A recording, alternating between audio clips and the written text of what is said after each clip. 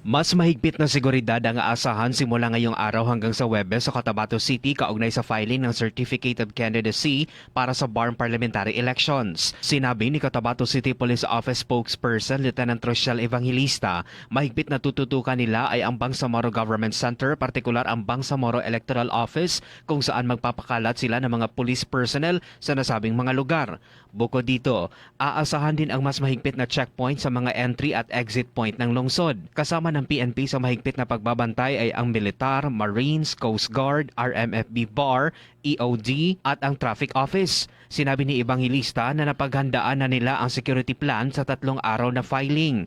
Ang panawagan lang ni Evangelista lalong-lalo na sa mga supporters na maging kalmado para iwas gulo at sumunod sa mga security protocols at umiwas sa pagdala ng baril at matatalim na mga bagay. Maging organized din po tayo, lalo na kapag kayo po ay papasok na po, no? Lalo na kung may mga caravan, kasama pong large group. No? So mas mabuti po na kausapin po natin yung ating mga grupo na maging masunurin lang po para hindi po maabirya yung pag-apply po ng COC. Mark Anthony Taico, NDBC Bida Balita.